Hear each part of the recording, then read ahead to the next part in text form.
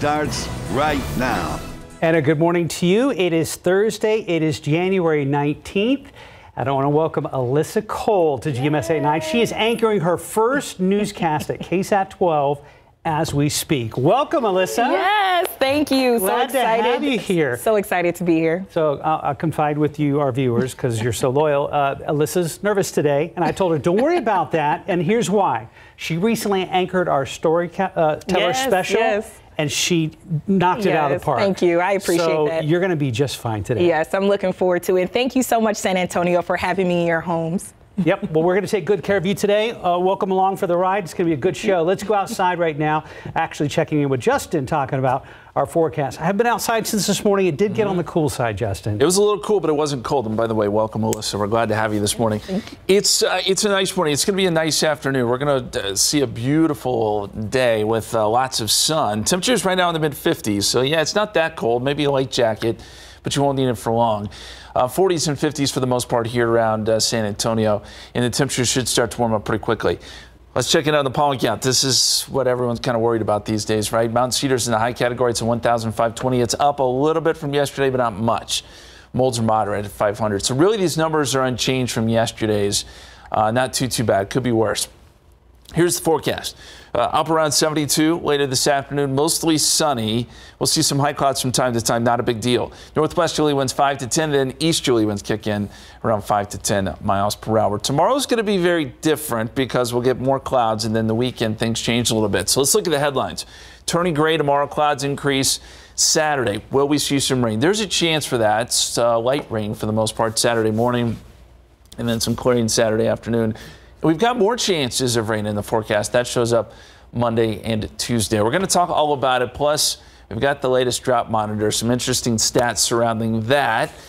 That's in a few minutes. But let's get over to Steven now with a look at your traffic. Good morning, sir. Hey, good morning, Justin. Well, catching some of those long shadows on some of these cars there along 281 at San Pedro. But let's get a look around town and see what else is taking place out on the roadways. 1604 Pat Booker, even at Petrenko, very quiet, but there are some issues. Check out 35 at 37. A crash was actually reported by TxDOT earlier, so we're going to get to our map, show you what that looks like in just a second. But for the most part, in and around the Alamo City, the commute has dwindled down. Things look like they are just back to normal for a lot of folks. But again, that crash is reported along I-35 southbound at I-37. There is a little bit of a buildup taking place out there. I wouldn't say it's anything too bad, but I'm watching it closely. TransGuide cameras really don't show the conditions to be too hazardous, but still watch for those first responders out there that are working to clear things up. Let's take a quick jump over here. We did have a crash that was causing a little bit of issues for drivers right along 410, those northbound lanes at Ingram Road. This is over on the west side of San Antonio. And that crash is already cleared out, and things are back to looking green on the screen. And that's really going to be the theme here as we give you a wide look at the map. And as I was zooming out, I did notice another crash popped up here, and that looks like it could be up off toward Bandera Road. We'll get a closer look, but we still see a few slowdowns. That is likely due to some of the road work that is taking place. But let's check out the roads again back here on TransGuide. 281 at Sprucewood, not too bad there. US 90 at Couples, very nice shot of all the pavement out there. Traffic's moving along just fine, but we'll watch things closely throughout the night. Mark, Alyssa. All right, Stephen, thank you very much. One more note. Steph's back tomorrow. She had an event at her daughter's school. But back to business. Here's today's 9 at 9. U.S. Coast Guard says it's tracking a suspected Russian spy ship off the coast of Hawaii. The agency has been continuing to monitor the Russian vessel for a few weeks and is now saying that it believes it is an intelligence gathering ship. The Coast Guard says that it continues to coordinate with its Department of Defense partners, providing detailed updates. New Zealand's Prime Minister Jacinda Ardern is stepping down. She made the announcement today, describing her job as fulfilling but challenging. She was highly praised for her country's initial handling of the coronavirus pandemic and the way she embraced survivors from the mass shooting in 2019 that took the lives of 51 people. Ardern's last day in office will be February 7th. The $31.4 trillion U.S. debt limit is expected to reach its peak today. The debt limit is the maximum amount the federal government can borrow to pay its bills. Once reached, the U.S. will eventually start to default on loans, possibly affecting Social Security payments, veterans benefits, and federal employee pay. The Treasury Department can take measures to give Congress and President Biden until around June to come up with an agreement. Lawmakers in the Washington state legislature have introduced a bill that would prevent apps from sharing health data it collects without users' consent. The My Health, My Data Act, if passed, would make third-party apps and websites follow some of the protections put in place by HIPAA. The proposal focuses particularly on apps that track menstrual cycles. A missing Pennsylvania mother has been found dead. 43-year-old Jennifer Brown was last seen January 3rd. An investigation into her whereabouts began after she failed to pick up her 8-year-old son from his bus stop. The following day, police say her car was left parked outside of her home. Authorities have not said if any arrests have been made or revealed the cause of death. More layoffs at tech companies. Microsoft now says it will eliminate about 10,000 positions worldwide by the end of March. That's about 5% of Microsoft's total workforce. The CEO pointed to a recession that's already affecting some parts of the world and expected to spread. Also experiencing more layoffs, the online retailer Amazon is moving ahead with a second round of cuts just months after about 10,000 workers were let go. About 8,000 more Amazon employees are expected to be laid off. The nation's largest party goods and Halloween specialty retail chain, Party City, has filed for bankruptcy protection. The company said in a regulatory filing that it reached an agreement with debt holders to cut its $1.7 billion debt load. It comes after years of losses and weak sales. Party City says it will be able to keep its stores up and running. Home buyers may have a window to lock in better interest rates after a recent run-up. Rates have pulled back to their lowest levels since September. The average rate for a 30-year fixed-rate mortgage is now 6.23%. The dip may encourage home buying. Mortgage applications last week jumped 28%. And that's today's 9 at 9. Well, in your morning headlines, a traffic stop turned into a rare find, and several more alleged oath keepers will find out their fate today. And speaking of a rare find, there has been an egg discovery in India, but they're about 66 million years old. And speaking of eggs, which came first, the chicken or the egg? David Sears is here. Good morning, David. I do know this. I don't know which came first, the chicken or the egg. Well, I still don't know this. Which is more expensive, eggs or chickens? Oh, that's a really good question. Ooh, and welcome. Right. Thank you. You're not nervous at all? You know, just a little bit. But if I had to take a guess, I would say eggs right now. You say you would want the eggs be more expensive than chickens? Me too. All right, let's find out in a second. First, let's start with this. It was supposed to be a routine traffic stop until police found a dead woman riding in the back. Police in Kentucky tried to pull over a driver for a minor violation. After they got the guy pulled over for the first time, he decided to take off. He led law enforcement on a 40-mile chase before they finally got him pulled over again. And when they went up to the vehicle, lo and behold, a dead woman sitting in the back seat. Now, they have a problem. Police arrested the man, and they're trying to figure out who the woman is.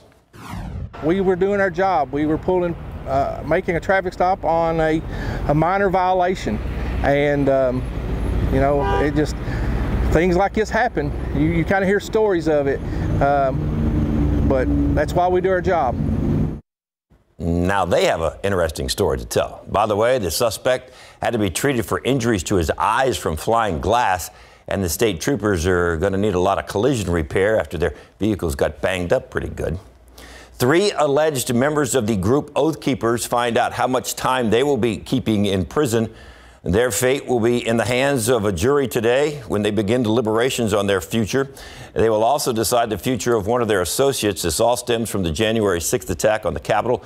They are accused of several federal crimes, including seditious conspiracy. All 4 have pleaded not guilty. Those are not just ordinary dents in some rocks. Paleontologists are telling us that they have discovered fossilized dinosaur hatchery. They found 92 nests and 256 eggs. How they know all that? I don't know. That's why they're paleontologists.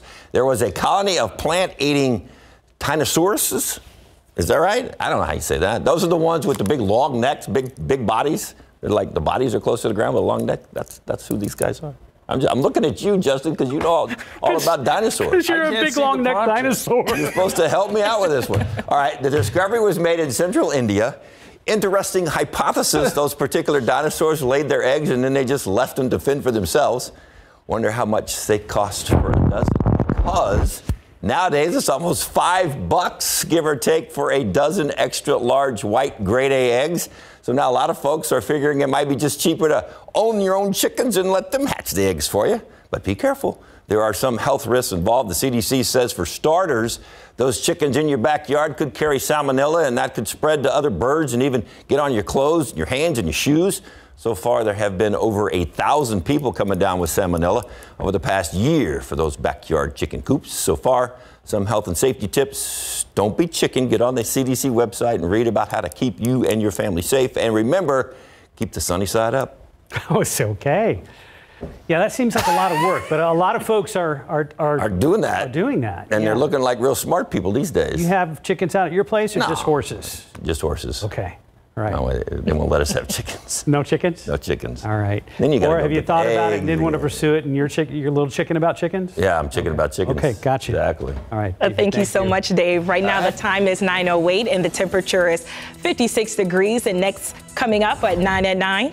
Bank of America customers were without funds yesterday, which caused a huge panic. The bank has now issued an apology, but customers are still left with little to no answer. Still ahead, what the bank says caused the missing money issues. Plus, good morning. Construction underway here at St. Mary's University. Just check it out, a new innovation center that will support advanced manufacturing, engineering, and computing. How new funding will help complete the university's vision and the impact they hope it has. Next.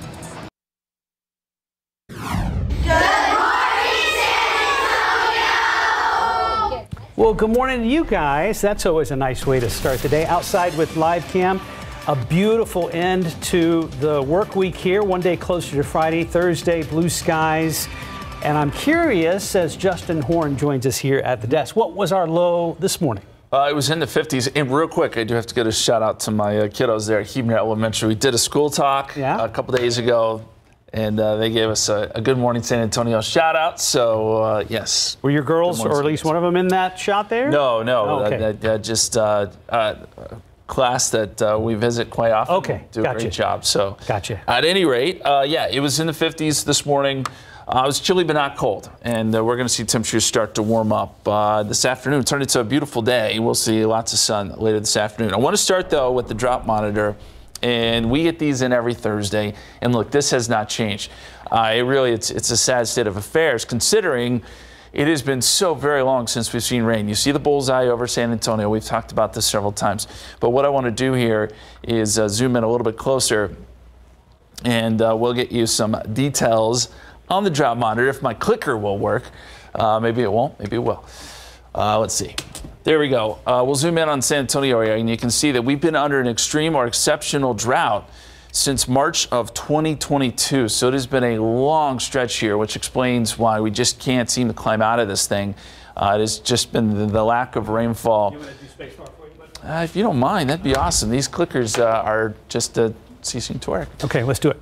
Okay, there's Bonita Lake, and you can see that the percent full, 6.1%. So that's about where we were last week. Not much of a change, but there's not much water to lose there, so that's the problem.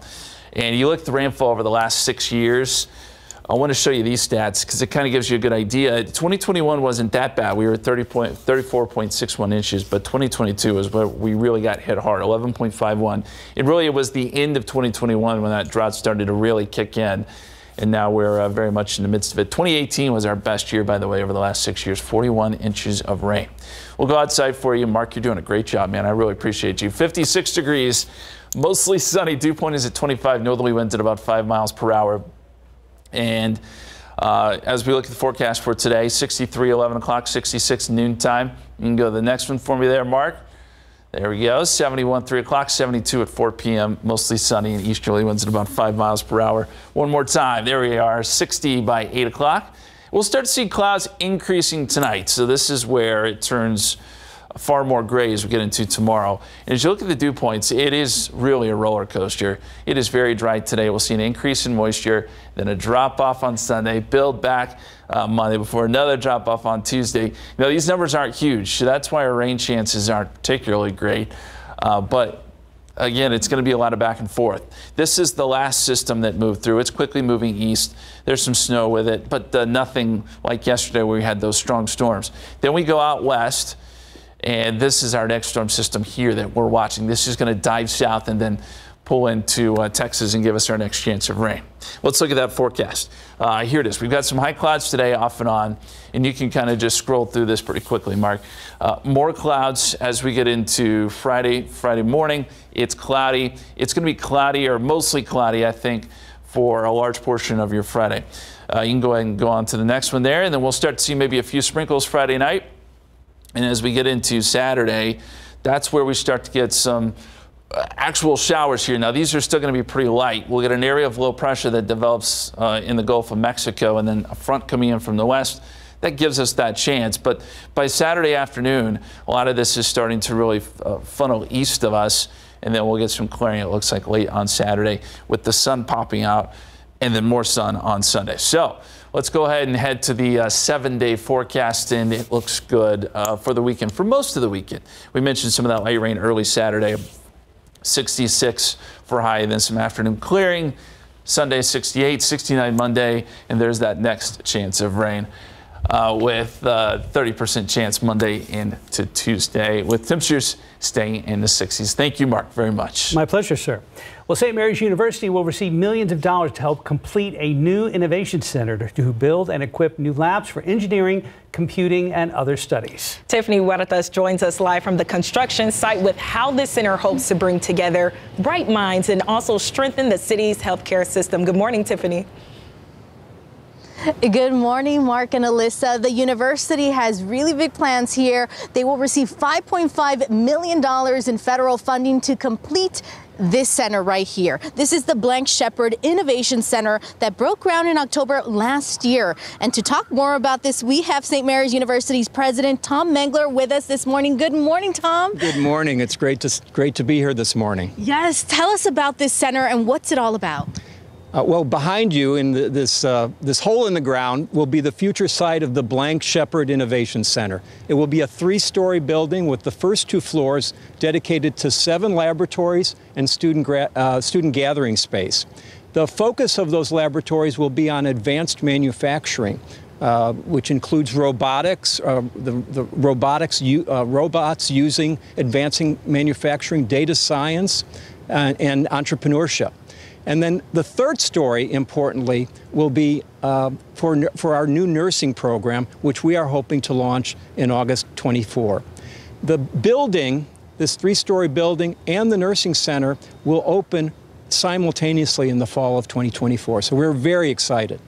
Tell us about this new funding. This couldn't have come in a better time. It's absolutely essential, and we're so grateful. We've received more than $15 million in gifts and grants for this project, and $5.5 million is due to the work and outstanding support of Congressman Joaquin Castro, who has directed and supported and ultimately approved that $5.5 million of grant from his capital projects budget. So we're very grateful to Congressman Castro. Amazing. And tell us about the impact. This nursing program is going to make big changes here. Well, there is a desperate need for nursing throughout Texas, but certainly in San Antonio and South Texas. Most of our students are from San Antonio. 70% of our students are Hispanic, so they're largely from San Antonio or South Texas, and we will be contributing in an important way to healthcare in the coming years. It's amazing. And another amazing thing about this project, they have a live webcam on this construction site, right? Yes, and you can you can watch it right now, and I understand it'll be linked to KSAT.com. KSAT, yes. Exactly. Yeah, so well, thank you so much. And thank you. We're going to have more coming up on the noon show. For now, we'll send it back to you. Tiffany, thank you very much. Right now, 9:20, 56 degrees. Coming up next, hundreds of customers who bank with Bank of America were left with no answers after some reported missing funds from their account. What the bank is saying about a cause and the potential overdraft fees some people could be facing. Welcome back, 9:23. Scary moments for Bank of America customers yesterday after the bank says a glitch appeared to drain some customers' accounts. Well, it's a little relief for some customers who were trying to reach customer service but couldn't get through for hours. ABC's Andrea Fujii explains the outrage from people after hours of uncertainty about their balance. A scary day for some Bank of America customers Wednesday. They checked their accounts and found their money gone. I'm missing $1,400 from my account, and they're telling me that there's no way they can help us. You missing money too? There you go. It was a nationwide issue. I get a text alert and it says my account is overdrawn. One customer tweeted their balance of negative $2,000. Most complaints involved the payment transfer service Zelle. I did see that what was causing my negative balance was the Zelle transfer that I had at one time seen in my account and had received notification. It just disappeared. I went to see my bank account and then I saw there's $100 less. Zelle is owned by Bank of America and 6 other banks. It issued a statement saying, "We understand that a Zelle network financial institution may have experienced issues processing some of their customers' Zelle transactions, which has now been resolved." Many customers tried to contact Bank of America customer service, but say they were unsuccessful. The bank apologized on social media, saying Zelle transactions made between January 14th and January 17th may be delayed in occurring and posting to accounts. Transfers will appear in your account as soon as possible. As of 3 p.m. Eastern, they said the problem was resolved, but did not give a reason for the disruptions. It's not the first time Zelle customers have had problems. The app is facing a lawsuit, with consumer advocates and lawmakers citing increasing fraud. A recent report claimed there were nearly 200,000 cases of fraudulent transactions on Zelle between 2021 and 2022, involving more than $200 million. Some customers may face overdraft fees from yesterday's glitch. There was no immediate word from Bank of America on how any fees will be handled. Andrea Fujii, ABC News, New York. Your time right now is 9:25. It's 56 degrees outside. There's a lot more ahead on GMSA at 9. Mental health has become a big topic among athletes nationwide. Still ahead, what experts are saying about student athletes facing mental health challenges and how important it is for them to get the help they need. As we go to break, a quick check of the roads with Transcat I-10 at Proban. No problems, and there are none at 37 and Fair Avenue as well. We'll be back.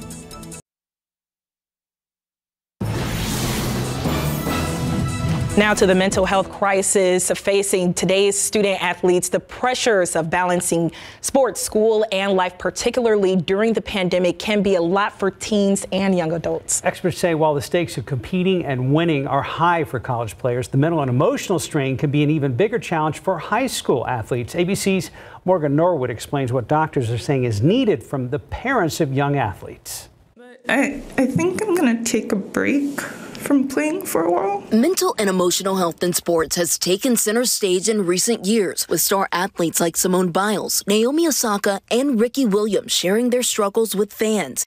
But it's not just professional players. Many colleges are now providing their teams mental health resources. But Dr. Laura Erickson-Schroth, Chief Medical Officer at the Jed Foundation, says high school athletes need support too. I think we tend to think of it as more of a problem for college athletes when there's more intense competition, but high school sports have been changing quite a bit. Dr. Erickson-Schroth says today's high school athletes are under more pressure from adults, and college recruitment can start as young as sophomore year, meaning some teen athletes are missing out on a lot of typical high school experiences. But moms and dads can help. Parents can do a lot to support young people. And one of the most important things is being open from the beginning, from when children are young, that everyone has emotions, that they deal with their own difficulties, that they have coping skills. And emphasizing that it's not just about winning. Sports also help to build community, to build leadership skills, to navigate challenges that come up in life. So it doesn't matter if they win or lose. It's that they're building their character and they're taking care of their bodies. And parents can encourage their kids to explore other interests outside sports. The doctor says coaches can also support their players by being open about mental health challenges they might face. A lot of young people are dealing with bullying, having to do with things like their sexual orientation, their gender identity, their race, things like that. And coaches can make sure it's clear that that's not tolerated on their teams. Erickson-Schroth says it's also important to emphasize the positives of youth sports, including the mental and emotional benefits that come from physical activity. Morgan Norwood, ABC News, New York. Well, taking a look at the traffic right now, everything seems to be really clear, and it's blue skies too. And this morning when I woke up, pretty chilly but not windy. How's that weather looking, Justin? It's going to turn out to be beautiful today. Have you been enjoying the warmer January? You feel good about that? Yes, I love it. Yeah, I think that's, we're kind of split down the middle, I think, in the newsroom. A lot of people are ready for some colder air. I think by the end of the month, we may get a little bit cooler, but not by much. I want to show you a picture on our KSAT Connect. This is beautiful. This is out of San Antonio. It says brushstrokes. I agree with that.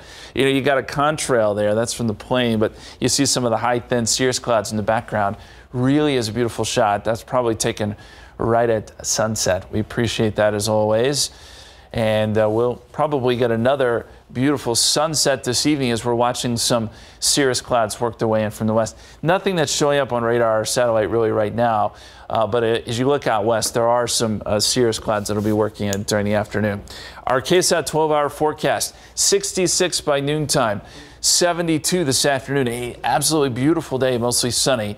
It does change considerably tomorrow. We'll get more clouds in place, and it'll be sort of a gray Friday with a lot more cloud cover, and then the potential for a little bit of rain as we get into Saturday morning. We're going to time all that out for you. I know you got a lot of plans this weekend. We'll let you know how it looks both Saturday and Sunday coming up in just a few minutes, guys. All right, thank you very much, Justin. Let's go outside right now, check on traffic at 9:33. Traffic looks fantastic out there at Loop 410 in Fredericksburg, and there's 410 over at FM 78. And thank you for that update. Cervical cancer is the fourth most common type of cancer for women worldwide. More than 13,000 women in the U.S. will be diagnosed, and more than 4,000 women will die from it. January is Cervical Cancer Awareness Month. Here to tell us more about the importance of screenings and the symptoms you cannot ignore is Dr. Yasmin Lyons, a gynecologic oncologist from Mays Cancer Center, home to UT Health San Antonio, and MD Anderson Cancer Center. That's a mouthful, Dr. Lyons. Good morning. Good morning. Thank you for having me. I'm glad you're here. Yes, thank you so much for being a part of this. So the first question we have for you, what is cervical cancer and what are the risk factors? So cervical cancer is cancer of the very bottommost part of the uterus. The cervix serves as the entryway into the cavity of the uterus and as the exit in the case of childbirth. The risk factors of cervical cancer, the most important risk factor and the biggest risk factor is infection with the human papillomavirus, or HPV. And so most of the risk factors are associated with that. HPV is a sexually transmitted infection. And so the risk factors include early age of sexual activity, having multiple sexual partners, having a partner with multiple partners, or having a history of other sexually transmitted infections like gonorrhea, chlamydia, and herpes. There are some non-HPV related risk factors, and those include having a weak immune system as well as smoking. All right, and I know we're going to come back to HPV a little bit later on, Dr. Lyons. Let's circle back to cervical cancer itself. What are some of the signs and symptoms that women should not ignore? So the biggest symptom that women should not ignore is any sort of abnormal bleeding. And that can be any change in their monthly periods, whether that be really heavy bleeding or even absence of having a period every month, as well as bleeding in between periods or bleeding after sex. Some other symptoms and signs that women can be on the lookout for is bleeding with urination or bleeding with bowel movements, back pain, fatigue, or any urinary symptoms that are not typical for them. Dr. Lyons, you know, that's very common for a lot of women, some of those issues that was on the screen. How important is it to get screening? Should we get them throughout the year? And how often should a woman have them done? Yeah, great question. The screening is the best way for us to detect cervical cancer early. And so the recommendations for pap smears, which is the screening test that we use to detect cervical cancer, is for women that are ages 21 through 29. They are going to need pap smears every 3 years. And then for women ages 30 to 65, we recommend either a pap smear every 3 years or pap smear plus HPV testing every 5 years. All right, so you touched on this a little bit earlier. One of the common causes of cervical cancer is HPV, the human papillomavirus. Help us break down some of the myths and facts surrounding HPV. Yes, so I think some of the myths surrounding HPV are that only women can get it. And that is incorrect. Men can and do get HPV. That can lead to cancer in men as well as women. And the HPV vaccine is actually recommended for boys and men ages 9 through 45. And of course, what type of treatment options are available for everyone watching right now? So for cervical cancer, the treatment depends on the stage of cancer, meaning how far it's spread. For people that have an early cervical cancer that's just limited to the cervix, we can recommend surgery. When it's a little bit more advanced, but still in the pelvis, we recommend a combination of chemotherapy and radiation.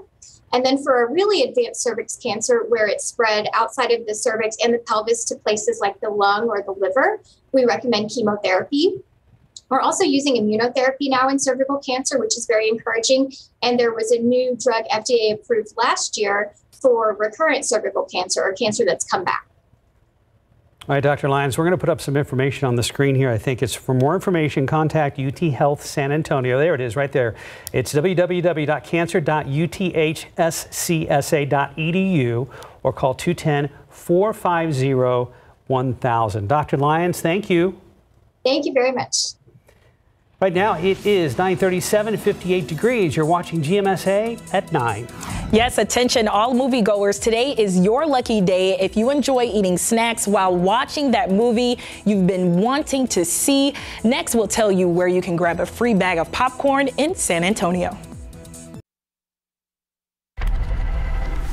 9:41, it's National Popcorn Day. To celebrate, all Santikos theaters will be offering free popcorn when you buy a movie ticket. The offer is valid all day at any Santikos location, but there is a limit of 3 per customer. Some of these theaters include Casablanca, the Silverado 16, and the Palladium IMAX. You can find a list of locations right now on our website at ksat.com. It's also Locals Day at the San Antonio Zoo. If you live in Bexar County, you can get in for just $8. All you have to do is bring a proof of residency. And as part of Dream Week, you can check out community performances, get resources, check out unique animal encounters, and more. The zoo is open today from 9 to 5. Well, I think we're all guilty of always wanting to look ahead to the weekend, and I want to get kind of a sneak peek from Justin Horn. How are we looking for this weekend? So most of it's going to be pretty nice. Yeah. We're going to have a few hours here Saturday morning where it may be there may be a few showers around, but I think we're going to salvage a pretty good weekend out of it, and we'll see some sun certainly by Sunday. Let's first go outside for you, Mark. You want to? No, I'll do the clicker this time. It's fine. You good? Yeah, we're good. Okay. No, I'm just joking with you. It works, I think. We'll find out here shortly. As we go outside for you, we've got a few clouds and temperatures. Yeah, we're good to go. 56 degrees at the airport, 52 Stinson, 52 Kelly, 54 at Randolph. Not a lot of wind out there, and we don't expect much today. Yesterday was a pretty gusty day. That is not going to be the case today. 51 right now in Kerrville, 43 in Junction. That's the cold spot. Temperatures did not get that cold this morning. We dropped briefly down to 47 or so here in San Antonio, but then actually rose a little bit by sunrise. 56 right now, 59 Pleasanton, 59 in Gonzales. And around Bexar County, you'll find low to mid 50s. But a pretty quick warm up is on tap by this afternoon. So by noontime, we're already up in the mid 60s. Most of us are in the 60s. There could be a few 70s down to the south. And then by this afternoon, we jump right on up into the low 70s for highs. Should be a really nice day. 70 in Seguin, 68 Gonzales, 71 Bandera, 71 in Uvalde. I want to show you the water vapor. And what you'll notice is we've got quite a bit of high cloudiness coming up from the south and west. So these cirrus clouds will be around. These don't typically do a lot for us other than make for beautiful sunrises and sunsets. So get the cameras ready this evening. Should be another good evening for that. As we look off to the north and east, this is the last system that came through and brought a few showers yesterday. Now moving into the northeast. Some snow across upstate New York. Seeing a little bit of snow in Michigan and out towards Minneapolis this morning. That's where the cold stuff is. And then some showers south of that. New storm system taking shape here over the Rockies. And this is the one that will bring us our next chance for rain coming up on Saturday. You know, something interesting with all this, we've been talking about California and all the very good rain that they've been receiving. We showed you the drop monitor for us earlier. I want to show you the drop monitor for the West, which was a place that was really suffering just like we were with the lack of rainfall. This was 6 months ago. This is what the drop monitor looked like. Fast forward to now, and it has improved tenfold. Everything looks much better across California. And all that snow that they saw in the mountains here, that's all going to melt and produce even more relief from the drought. So just pretty incredible the change here. I wish we could see that here, and hopefully we will as things change a little bit. Hopefully this year will be more fruitful than last year when it comes to rainfall. We are switching, by the way, from more of a La Nina to more of a neutral situation, which does mean or at least hints at the fact that maybe things will get a little bit better this year. All right, a forecast for today and into tomorrow. This is actually 7 a.m. tomorrow. We've got clouds starting to increase, and then it becomes more cloudy by tomorrow afternoon. So this is 4 o'clock. I think Friday's going to be a mostly cloudy day. And then as we get into Friday night, early Saturday morning, this is where we could start to see a few showers. We'll have a front approaching from the west, area of low pressure developing out in the Gulf of Mexico, and these two things should throw a few showers in our direction. But the window is small, the rain will be light, won't add up to much, and the bulk of the action is going to start to push east by midday Saturday. And then by Saturday evening, we could start to see some clearing, the sun popping out, as I said. So we salvage a pretty good weekend here. 66 on Saturday with that clearing late, and then down to 41 Sunday morning, 68 for a high on Sunday. Should be really nice. Then our next chance for rain Monday into Tuesday, another 30% chance with a front moving through. I should also mention that tomorrow, the added clouds, we're only looking for a high of 58 degrees. So that will cool us down quite a bit, all that cloud cover tomorrow. All right, looking pretty good overall. Not bad. Thank you, Justin. Yeah. One of the most popular and controversial musical artists of all time is headed to the big screen. CNN's David Daniel has that and more in today's Hollywood Minute. A Michael Jackson biopic is on the way. Anton Fuqua, who started in music videos before directing such films as Training Day and Emancipation, will direct the complex life story of the King of Pop. Production on Michael is set to begin this year. I won't let anything harm you. Brace for more Megan. The hit horror flick about the life-size doll with AI and attitude is getting a sequel, due out in January of 2025. The $12 million movie made $60 million domestic in its first 10 days. After I got to 200, I lost count. Why is everyone writing to him? Because he survived. Here's your first look at Dear Edward, about a boy who's the only survivor of a plane crash, and the strangers who come together and learn how to keep going in the wake of the tragedy. The limited series, based on the novel by Ann Napolitano, premieres on Apple TV Plus February 3rd. In Hollywood, I'm David Daniel. Bunch of people are saying that movie Megan is freaking people out. But I mean, obviously it's doing well, or they wouldn't have ordered up a sequel already. Well, it's been a topic of conversation just about everywhere because I think it's so weird. I don't know. I don't know if you all saw her dance number on TikTok, Megan, where she's dancing down the hallway. I've seen it one time. Yeah, it's a little, it gets your attention. Oh, for sure. Yes, it is. All right, Justin, thanks. All right, now 9:48, 58 degrees. Coming up next, if you ever wonder why Jack didn't survive in the famous Titanic scene, don't worry. There's a new scientific reenactment of the scene, and we find out if his chances of surviving were really as bad as it was. Hey, real quick, we have some breaking news that actually folds into our next story, which is an entertainment story. We are now hearing from the Wall Street Journal that Alec Baldwin is expected to be charged with involuntary manslaughter in that Rust movie set shooting. Look for more in our later newscast. Well, it's something Titanic fans have debated for years, maybe decades. Did Rose sink Jack's chances for survival by being the sole occupant on that piece of floating debris? Well, now there's a new forensic reenactment of the so-called door scene, as CNN's Jeannie Moles reports, as part of a documentary that will release next month. Take a deep breath when I say. It's the unsinking of the Titanic. Time to coincide with the movie's 25th anniversary. The film's director is trying to finally slam the door on that age-old question about the door. Jack! Did Rose hog it when Jack could have fit? Room on that door for a family of 4, argue critics, adding pooches to prove the point. But now Nat Geo presents a scientific reenactment. Using stunt doubles plastered with sensors floundering in cold water, this is the teaser. They consulted an expert on hypothermia. Within 8 minutes, Jack would have been unconscious in that position. And by the way, director James Cameron told reporters, it's technically not a door. It's a piece of paneling from the first-class lounge. Yeah, well, whatever it was, it's been put to the test before. I think Jack's death was needless. Mythbusters determined that if only they'd tied Rose's life jacket underneath the wood, the additional buoyancy could have supported them both. But director Cameron was unmoved. He has to die. The dude's going down. Cameron compares it to Romeo and Juliet. In the famous line, you say, "I'll never let you go, Jack." I'll never let go. I promise. But you do. I lied. This is one movie controversy that just won't sink. Colbert and Kate Winslet, Come on, darling, there's room for two. have already done their own reenactment, and no lifeboats were needed. All hands on desk. Yes! Jeannie Mose, CNN, New York. So Jack dies. That's it.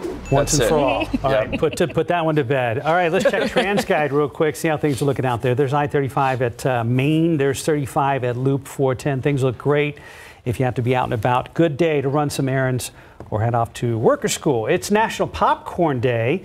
And to celebrate, all Santikos theaters will be offering free popcorn when you buy a movie ticket. The offer is valid all day today at any Santikos location, but there's a limit of 3 per customer. Okay, so some of those theaters include Casablanca, Silverado, Palladium. You can find a list of all their locations right now on KSAT.com. Right now on KSAT.com as well, we've got sweepstakes going on for our KSAT insiders. A few lucky winners are going to get a chance to join myself and Ursula Perry on a carriage ride, part of the Western Heritage Parade. We're going to be out there tomorrow morning at 9 a.m. Tell you how you can register and how you can have that opportunity to ride on a carriage with Ursula and myself in a Heritage Parade. You guys will make that look good. Yeah. It's like an episode of Yellowstone. Oh, yeah. San Antonio Sure. style. That's it, man. Yellowstone.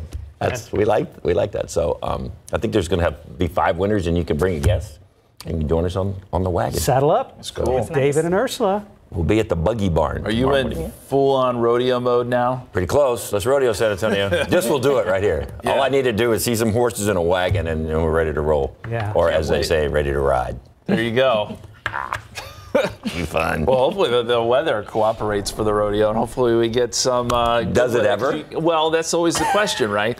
This year I have hope. I have hope. Well, thanks. It will get cloudy tomorrow, guys. 58 degrees. So with all the cloud cover, it doesn't warm up all that much. We have a chance for a few light showers coming up Friday into Saturday morning. I don't think that lasts very long, and we should get some clearing by late on Saturday. Sunday will be beautiful. So if you have plans over the weekend, Sunday may be the better day, but even Saturday is probably not that bad. 69 Monday. We'll get another chance for some showers Monday night into Tuesday. All right. Alyssa's ready to rodeo. Yeah. Oh, yeah. Are you ready? Yeah, absolutely. San Antonio taught me so far. Thanks for joining us for your debut newscast here on KSAT 12, Alyssa. Thank you. I'll Great be job. back. Okay. Absolutely.